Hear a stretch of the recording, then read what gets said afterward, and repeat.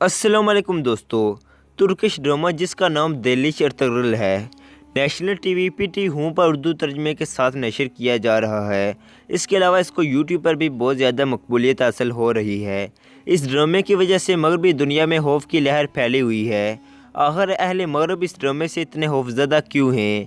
इस बात को समझने की ज़रूरत है कि गुज़श्ता 100 सालों के दौरान जिस तरह से मुसलमानों को अपनी तारीख से दूर किया गया, इसकी मिसाल नहीं मिलती। मुसलमानों के अंदर से ईमानी जज्बे को ख़त्म किया गया। पूरी दुनिया मुसलमानों पर चढ़ दौड़ी और दुनिया के कोने कोने में मुसलमानों पर मज़ालिम ढाए गए। क्या मुसलमान तादाद में कम थे?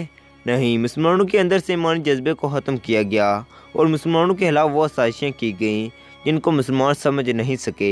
इस ड्रामे में उन साजिशों को बेनकाब किया गया और मुसलमानों के अरूज की दास्तान दिखाई गई है। ये ड्रामा अर्तुगरुल गाजी के नाम पर बनाया गया है। दोस्तों, अर्तुगरुल गाजी जो कि कई कबीले के सरदार सुलेमान शाह के बेटे और सल्तनत उस्मानिया के बानी उस्मान अव्वल के वालिद थे। सल्तनत उस्मानिया जो 1299 ईस्वी से लेकर 1922 तक कायम रहने वाली एक मुस्लिम सल्तनत थी। ये सल्तनत 3 बरे-ए-आज़मों तक फैली हुई थी। मुसलमानों की ये सल्तनत अपने दौर की सुपर पावर थी। सल्तनत उस्मानिया का नाम किसी नस्ल या कौम से नहीं बल्कि इसके पहले हुक्मरान सुल्तान उस्मान गाजी से मंसूब है, जो अर्तुगरुल गाजी के बेटे थे। ये वो दौर था जब तुर्क कबीलों की शक्ल में रहते थे। ये तमाम कबीले खाना बदोश थे। जहाँ सरसब्ज़ इलाका और पानी नज़र आया वहीं हेमे गाड़ कर डेरे डाल देते थे। इन कबीलों में से एक कबीले का नाम कई कबीला था। कई कबीला बाकी कबीलों की निस्बत ज़्यादा ताकतवर था। सुलेमान शाह इस कबीले का सरदार था। ये नहायत जंगजू कबीला था।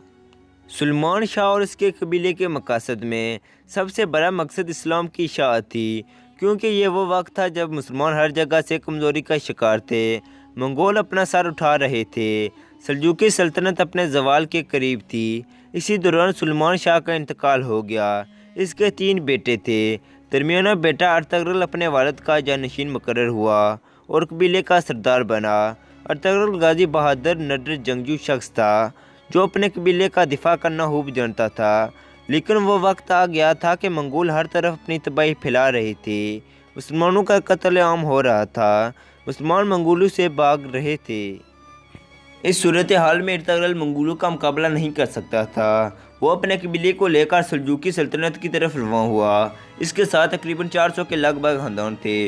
रास्ते में इसने देखा कि 2 फौजें आपस में लड़ रही हैं। इसने सोचा कि किसी एक का साथ देना चाहिए। इसे ये नहीं मालूम था कि वो लश्कर किस किस के हैं। कुछ सोचकर इसने जो फौज आ रही थी इसका साथ दिया और अपने इन थोड़े सिपाहियों के साथ मुखालिफ फौज पर अचानक और बहुत तेज़ हमला करवाया। वो फौज डर गई और समझी कि इनको कहीं से मदद मिल गई है और वो फौज जीतते जीते हार मान गई। बाद में मालूम हुआ कि जिस फौज का साथ दिया ये सल्जूकी सुल्तान अलाउद्दीन की फौज थी। मुखालिफ फौज के बारे में इख्तिलाफ पाया जाता है। बाज़ के नज़दीक वो बज़ंतीनी ईसाई फौज थी और अक्सर के मुताबिक वह ततारी थी। बहरहाल सुल्तान इनकी बहादुरी से बहुत खुश हुआ और अर्तुगरुल के कबीले को अपनी सल्तनत में स्कारिया के इलाके में एक जागीर अता की और ये कबीला वहीं आबाद हो गया। सुल्तान ने इनको इजाज़त दी कि सरहद के साथ साथ के इलाकों को फ़तह करें और इसकी सल्तनत में शामिल करें।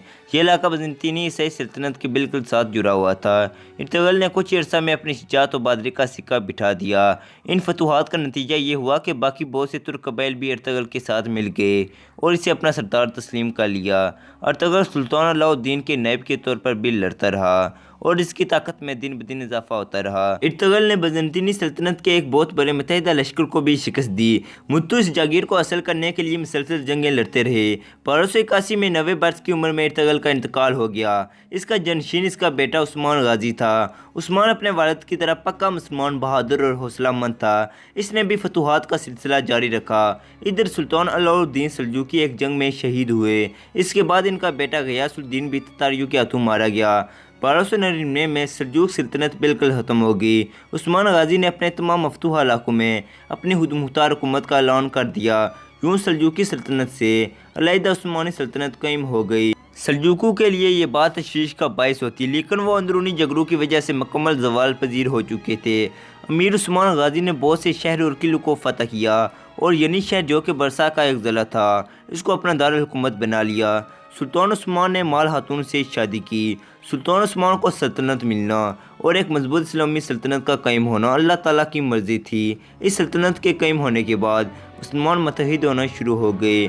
برسا کی فتح کے بعد سلطان عثمان بیمار ہوئے اور 1323 کو وفات پائی۔ مرنے سے پہلے انہوں نے اپنے بیٹے کو ایک طویل نصیحت کی اور ان کا بیٹا سلطان بنا اور اپنے باپ کی پالیسی کو جاری رکھا۔ جب سلطان عثمان کا انتقال ہوا تو سلطنت کا رقبہ 16,000 مربع کلومیٹر تھا۔ 150 سال کے اندر یہ دنیا کی سب سے بڑی سلطنت بن گئی۔ سلطان محمد فاتح نے قسطنطنیہ فتح کر کے نبی کریم صلی اللہ علیہ وسلم کی حدیث پوری کر دی۔ سلطان عثمان غازی کے جانشینوں نے فتوحات کا سلسلہ جاری رکھا۔ عثمانوں کی یہ عظیم سلطنت 600 سال تک قائم رہی۔ آخرکار مغربی سازشوں کی وجہ سے 1922 میں سلطنت کا خاتمہ ہو گیا۔ 1923 میں معاہدہ لوزان ہوا جو 100 سالوں پر محیط ہے۔ یہ معاہدہ ترک عوام اور مسلمانوں کے خلاف مغرب کا ایک ایسا پھندا تھا جس نے ترکوں کے ہاتھ پاؤں باندھ دیے۔ یہ معاہدہ 2023 میں ختم ہوگا۔